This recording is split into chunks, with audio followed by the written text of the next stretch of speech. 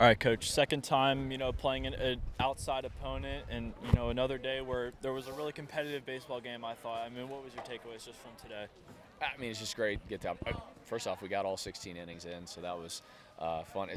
It's funny that practice mirrors all of our real games against Samford, and that it was just kind of a tight game that comes down towards the end, and obviously both of them. But just awesome. What a great facility this is. I know we got to speak about it when we were here in March against UAB at Rickwood, what the people here do with this facility, what MLB has done, Gerald Watkins, all the different people that are involved here. It's just a cool experience for our guys. And hopefully we garnered a lot from. I think we did, and that doesn't mean all of it's good. Doesn't mean all of it's bad. I just think there's a lot of learning things that happen throughout the day, and certainly a lot of things that are good, and a lot of things that you like seeing some dominance on the mound. You look through the day.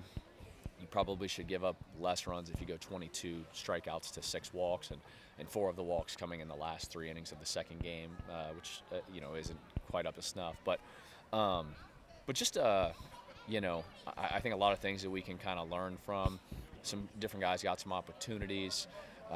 Thankfully, I don't think Blake's, when he rolled his ankle right out there behind the mound on that one play, he hit those 2 homers early in the first game.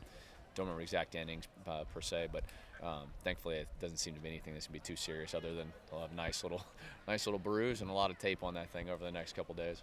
It's certainly different evaluating a pitching staff when each guy's only going 1 inning compared to when we get into the spring. But I thought we saw a lot of good, especially I think 11 Ks just over the first 4 innings of the ball game today. Yeah, I mean, and the fact run shouldn't have scored in that first inning. I mean, Stubbs was incredible. Yeah, those first 4 guys. I mean, you punch out at a 90+% rate, that would probably not be sustainable during the year. But those first 4 guys, Stubbs, Ellingworth, Crotch, and Alonso were completely electric with all their pitches, all of their command. But I think what you learn in baseball, one slip, one lack of focus, one lack of compete, could be something that's a difference. Obviously in a normalized game, if a guy's dominant, you let him roll, right? That wasn't the structure and setup for us, but that's a good thing. You have somebody's going to, fortunately or unfortunately, however you want to look at it, somebody's going to get exposed, or somebody's going to be ill-equipped and ill-prepared. Even if in the course of throwing 16 guys, if you said 80% of them were adequate and did well enough, that still means 20% of them have to rectify things. And so that's the beauty of coaching. I think that's the beauty of what you get in these games. And we'll certainly utilize that both in our work this week, and then obviously once we wrap up the fall this coming Friday.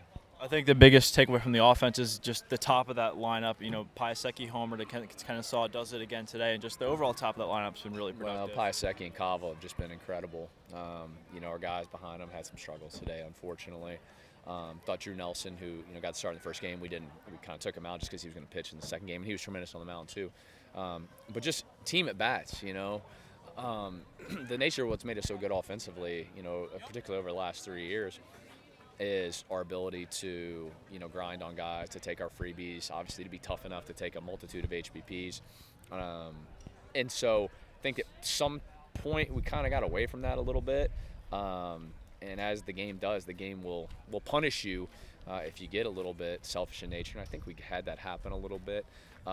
Not something I'm worried about long term, but certainly something that we can comment upon at the time. But Piasecki and Cavil, I mean, it's no secret. I've said it, and I don't say it just for effect. I think they're 2 of the best hitters in the country, and they certainly were reflective of that today and our other outside game against Kennesaw.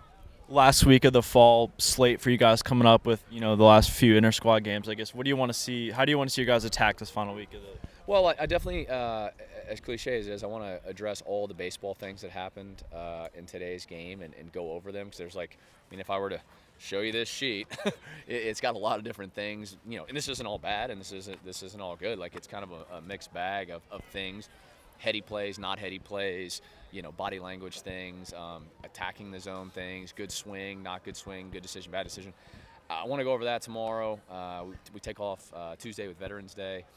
Have a really good hard practice on Wednesday. We'll also do our draft early in the week for the Trojan Bowl on Friday, and we'll make sure to get all those details out.